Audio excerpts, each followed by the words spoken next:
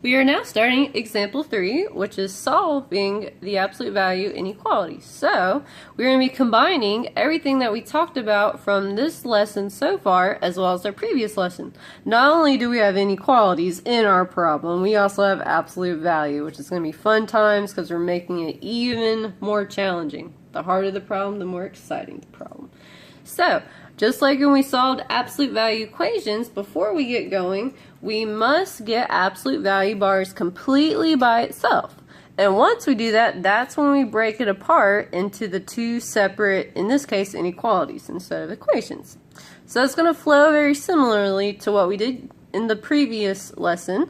But then once we finish solving, we have to determine at the very end if it's an and or an or. So it's kind of combining this section and the previous section, which is pretty neat.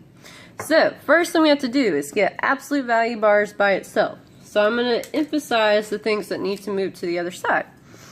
So everything that's not inside of absolute value, so the 1/2 and the plus 5, must move to the other side.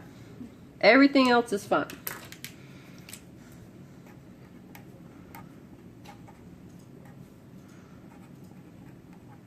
So the first thing we got to deal with this 1/2 and this 5.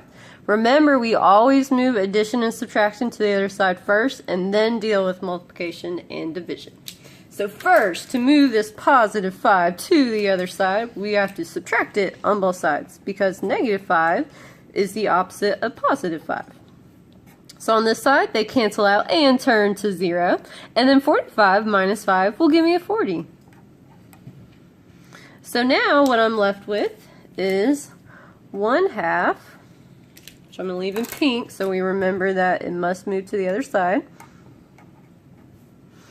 Alright, 1/2 times 4x minus 8 is less than, now it's a 40. So now we need to get absolute value by itself. So we need to move this 1/2 to the other side.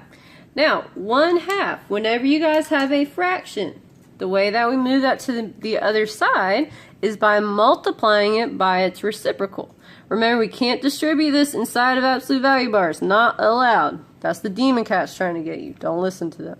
So the way we move this 1/2 to the other side, we multiply both sides by the reciprocal of 1/2, which what reciprocal means is you're going to flip the fraction. So 1/2 will flip to become 2/1. So I'm going to multiply both sides by 2/1. So on this side, the 2's will cancel and the 1's will cancel. So you're just left with 1, which 1 times anything is itself. So we are currently going to be left with 4x minus 8 is less than, and then 4 times 2/1, I'm going to write the 40 with the 1 over it. And remember, when we multiply fractions, we go straight across. So 40 times 2 is 80.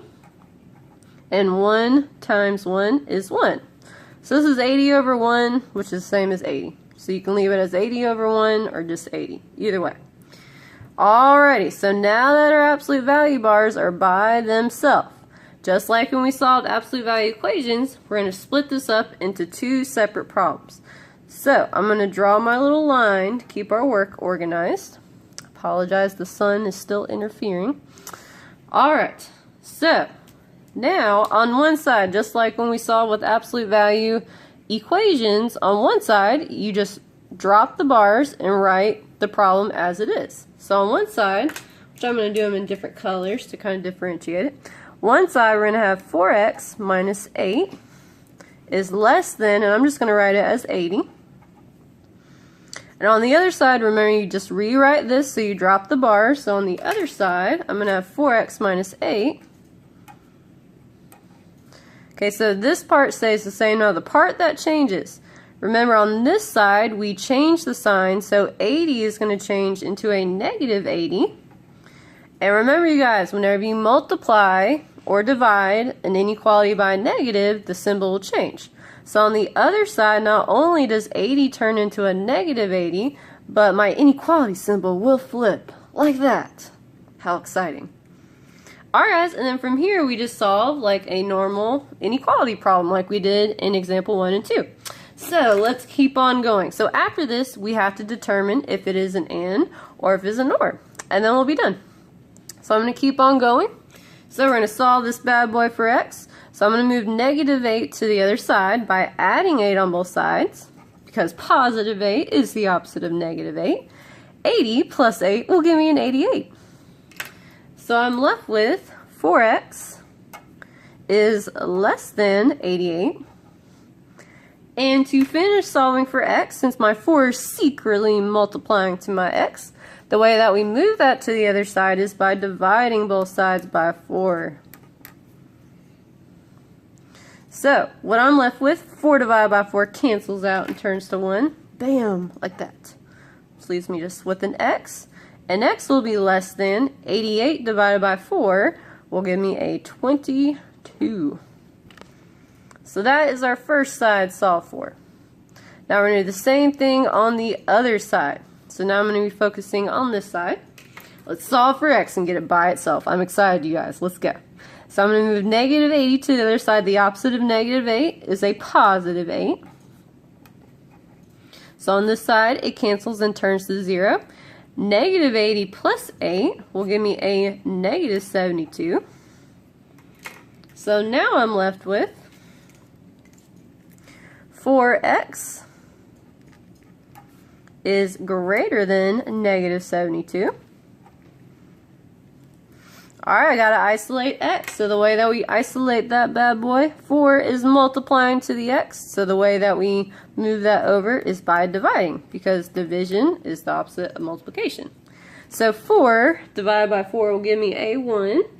And then on this side, we're going to simplify this down. Okay, which currently 4, as far as I know, does not go into 72. But I do know that 2 will go into 72 and 4. So we're going to simplify that by dividing each piece by 2. Which I'm going to rewrite it first like this. So x is greater than negative 72 over 4. Okay, which that's going to turn into, I'm going to divide each of these by 2 to simplify it down. So that's going to turn into negative 72 divided by 2 will give me a negative 36. And 4 divided by 2 will give me 2. Alright, which I can still simplify that down further. So that will simplify down into, 2 will also go into 36 and 2. So negative 36 divided by 2 is a negative 18. And 2 divided by 2 is 1. So holy hot dog, 72 divided by 4 is 18. So my final answer is going to be that x is greater than negative 18. Alright, now our final step is to throw this bad boy on a number line and determine if it is an and or if it is an or. So let's see what's going to happen. So I'm going to draw my number line real quickly.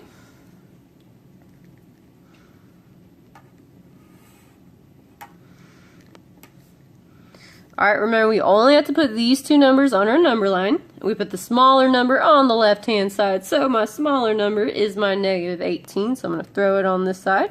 And my 22 is my largest number, so I'm going to throw it on the other side. Alright, and then from here we just have to draw on our arrows and determine if this bad boy is an and or an or. And if you want to go ahead, since this is not an equal to, I can go ahead and make my bubbles open bubbles. So they're not equal to. Alright guys, let's start shading. So, for my x is less than 22. Alright, the part of my number line where the values are less than 22 are on this side. So this arrow is headed this way. Bam, like that. Alright, and then my other arrow, let's see where it's going to go, my other inequality. So this one says x is greater than negative 18. So the values where x is larger than negative 18, these numbers on this side are the numbers that are larger than negative 18. So we are headed in this direction, and holy hot dogs, the two arrows collide, which makes this an and. So I will be shading my graph in between my two bubbles. So my answer is an and. And then remember, with an and, you write the smaller number on the left hand side, the larger number on the right hand side. and we're going to put x in between. And since these are not equal to's, we're going to keep our inequality symbol consistent. So these are the values where x is larger than -18 and less than 22. Remember, our arrows have to point the same way, or inequalities have to point the same way when we write an and. So this would in fact be our final answer. I've had a blast, you guys.